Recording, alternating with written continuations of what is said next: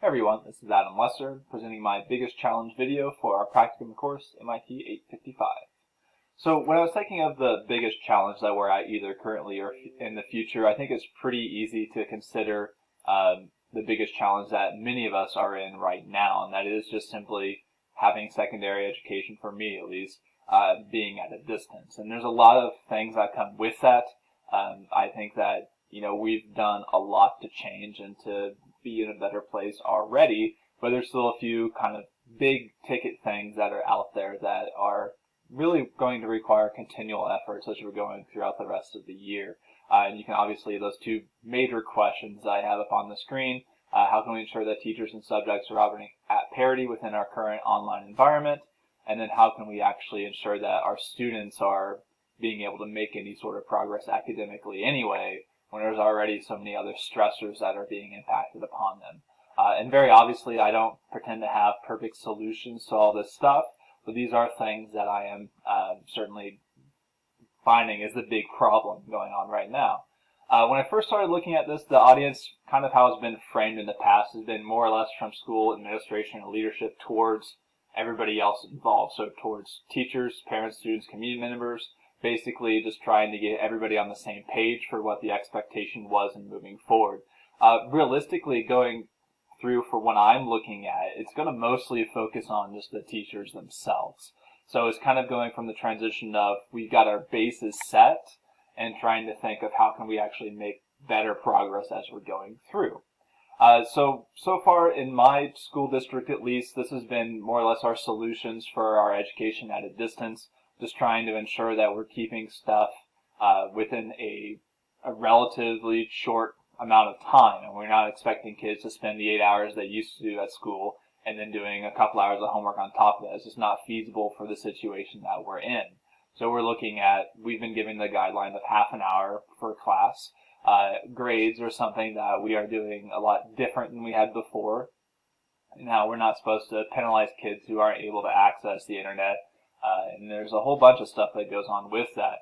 And of course, even just the needs for our students, the few distribution, we've worked to get hotspots to different places as well, or even different houses, just to help the people actually have access since we're doing everything online now. We even got Chromebooks to our elementary school kids in the district.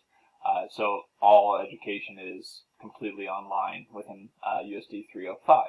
And the last one on there, I think, is something that we've kind of mentioned, but we haven't spent a lot of time with, but including the emotional well-being of our students within these activities is something that kind of I've started to focus on a little bit more when I started to frame the problem within our IST standards.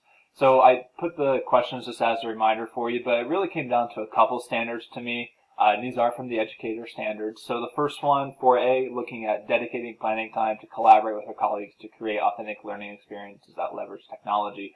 Basically, we can't be using exactly what we had before. If I think through my classes that I'm teaching currently, I had pretty much stuff planned out the rest of the semester. I thought I was in great shape going into spring break, and here I am essentially reworking everything. There's not really anything that I'm using the same that I had before. And a lot of that's going to be trying to help kids feel motivated to do something in a different environment. And I think it matches what we have going on for these classes in our MIT courses.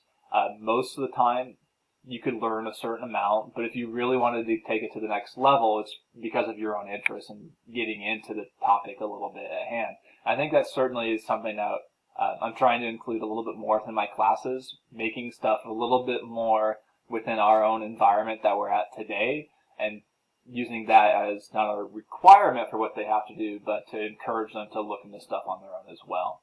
Not to say that it guarantees it's going to happen, but it certainly provides them the opportunity.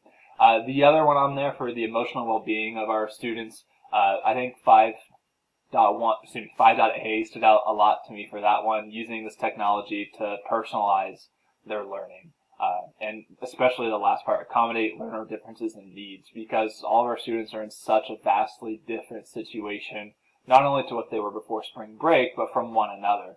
We have some students that come to school and it's a relief for when they're at school, even if they don't want to admit that to you.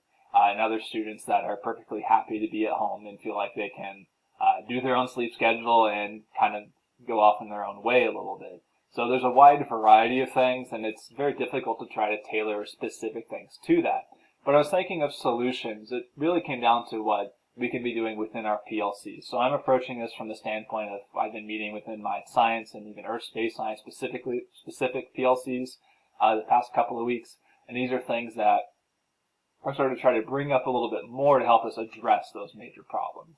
So I think the first one, kind of like what we mentioned on the ISTE standards in the previous slide, making stuff more authentic for students. I know that's always a big thing, and it's to boost students' engagement, but now more than ever, kids are starting to realize that, there's not anybody sitting there and telling them what to do. And if they don't have something to tie them into it a little bit more, they're more likely to honestly avoid the work. And of course, I'm not sure how other districts are going through it, but our district is saying if nothing's turned in, we can't count it against them because we can't say whether or not that was their choice or if some other circumstances were out there. So certainly relying more on their experiences. I know I'm having my kids write a lot more than I had in the past, which is great that they're building those skills, but it also helps us just kind of interact with each other and just keep a conversation going between us. The next one on there, planning to incorporate non-academic work to support learning. I think this is something that a lot of teachers in my building are struggling with. Just because we're assigning something doesn't mean it has to be content specific. And a lot of times, even just looking at just being open and being able to say that, okay, I have seniors in class. They are not really excited about just suddenly not having the last quarter of school. They weren't ready for it. They kind of feel like they were robbed of opportunities from graduation or prom or anything like that. And just being aware of that is a huge, huge thing to help them honestly just be able to move forward with actual schooling itself. So I think that's something that's incredibly important at this time for us. And then, of course, just establishing a routine in many different ways, but specifically for support measures, having something set up where we're maybe emailing or having Zoom meetings or anything along those lines to help just make sure their basic needs are met. I think it's pretty foolhardy to assume that just because they're high schoolers that they would be perfectly fine with online learning. I certainly think it's better than if I was teaching elementary school, but they still have needs for just social needs. I mean, there's so much social development that happens within high school, and I teach mostly freshmen, and seeing how they progress throughout the year is always something I look forward to, and it's kind of odd seeing how some of that stuff might be progressing not as much since we're not actually interacting with each other as much either. But those are the big things that I came up with for solutions based on our ISTE standards to address the problem of just where we're at right now. So I hope that you guys enjoyed and hope you guys take care.